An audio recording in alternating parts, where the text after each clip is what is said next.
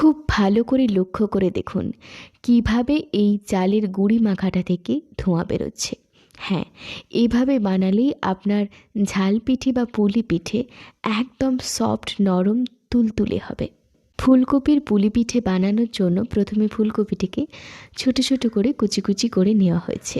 তারপর কড়াইয়ের মধ্যে তেজপাতা এবং 5 ফোড়ন দিয়ে তেলটাকে গরম করা হয়েছে এবং এখানে দেওয়া হয়েছে সামান্য একটু টমেটো, দেয়া হলো আদা বাটা এবং জিরে বাটা। আদা জিরে দিয়ে খুব ভালো করে এটাকে কষিয়ে নিতে হবে। আমি এখানে ভিডিওটা খুব স্পিডে রেখেছি, আপনাদের মনে হতে পারে এত তাড়াতাড়ি কী করে রান্না হয়ে যাচ্ছে। তারপরে এখানে ধনে পাতা এবং দেয়া হয়েছে লঙ্কা গুঁড়ো এবং হলুদ গুঁড়ো। আমরা এই তরকারিটা বানাবো একদম খুব সিম্পল করে। এই যে দেখতে পাচ্ছেন আমার ঠাম্মি রান্না করছে, এখানে আমরা ফুলকপিগুলোকে দিয়ে দিলাম। যে রান্নাঘরে রান্না হচ্ছে সে রান্নাঘরটা কিন্তু 150 বছর পুরনো রান্নাঘর। আজকে আমার ঠাম্মির হাতে এই ফুলকপির ঝাল পিঠে আপনাদের কাছে পরিবেশন করছি। এটা কিন্তু অসাধারণ খেতে। এরপরে দিতে হচ্ছে কিছুটা কাঁচা তেল। আমার ঠাম্মি বলে এই অবস্থায় কাঁচা তেল দিলে এই তরকারির স্বাদ নাকি আরও বেশি ভালো লাগে। তারপর দিয়ে দেওয়া হলো কিছুটা পরিমাণ মতো নুন। তারপর খুব ভালো করে এই কপিগুলোকে এর সাথে মিশিয়ে নিতে হবে এবং অনেকক্ষণ ধরে কষাতে হবে। আমাদের বাপের বাড়ির পরিবারে অনেক লোকজন, তাই আমাদের এখানে পিঠের কপির পরিমাণটাও অনেক বেশি নেওয়া হয়েছে, কারণ আমাদের পিঠেটাও অনেক বেশি হবে। এই অবস্থায় স্বাদ মতন আরও একটু লঙ্কা এবং হলুদ দেওয়া হলো, কারণ মনে হয়েছিল যে ওই লঙ্কা হলুদটা পরিমাণ মতন হয়নি, তাই পরে আবার অ্যাড করা হলো। কিছুটা জল দিয়ে খুব ভালো করে তরকারিটাকে ফোটানো হলো। এই অবস্থায় যখন তরকারির জলটা শুকিয়ে আসবে, শুকনো শুকনো হয়ে গেলেই তরকারিটাকে নামিয়ে নেওয়া হবে। আপনারা দেখুন উনুনে ফুটন্ত জল আছে এবং সেই ফুটন্ত জলটাকে নিয়ে এই ডোটাকে তৈরি করা হচ্ছে। চালের গুঁড়িতে একদম গরম ফুটন্ত টকবকে ফুটন্ত জল দিয়ে এই চালের গুঁড়িটাকে মাখানো হচ্ছে। আসলে এটাই কিন্তু নিয়ম।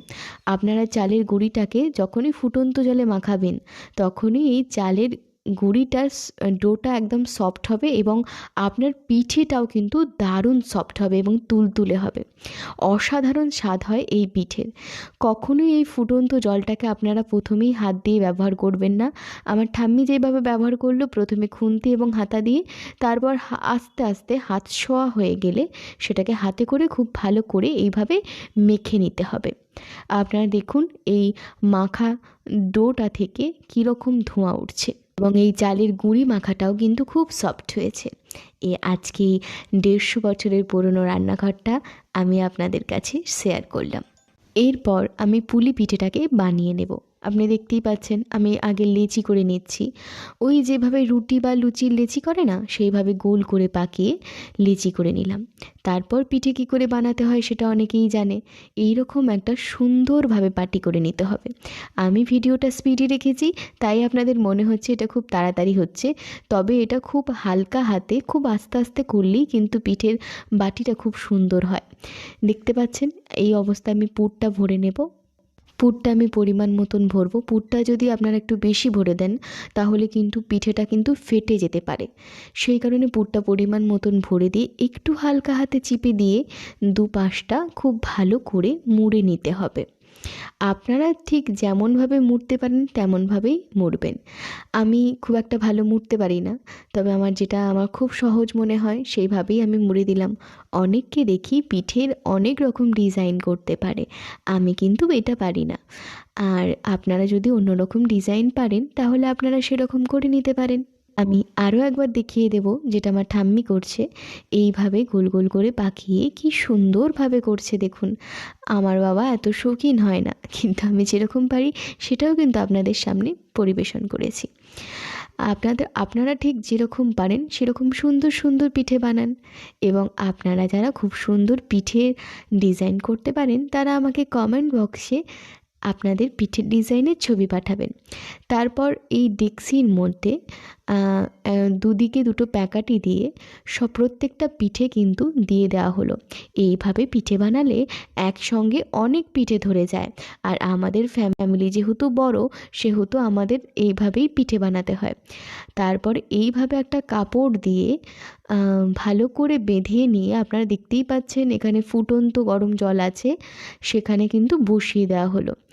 আর এত ভালো করে টাইট করে বাঁধতে হবে যাতে না ওটা খুলে যায়। তারপর এইভাবে ভাপা পিঠের মতন উনানটাকে জ্বালিয়ে দিয়ে ভিতরে জল ফুটবে এবং ওপরে পিঠেটাও সিদ্ধ হবে। আপনারা যারা ঝাঁঝরি ব্যবহার করেন, আপনাদের যাদের কম লোক, তারা ঝাঁঝরিতেও এটা করতে পারেন। আমাদের বাড়িতে অনেক লোক, তাই আমাদের এইভাবেই গামলির মধ্যেই পিঠে বানাতে হয়েছে। পিঠে সেদ্ধ হয়ে গেলে 20 মিনিট পর পিঠেটা সেদ্ধ হয়ে যায়। তারপর সামান্য জলের আঁচড়া দিয়ে এটাকে নামিয়ে নিতে হবে। দেখতে পাচ্ছেন পিঠেটা কতটা সফট।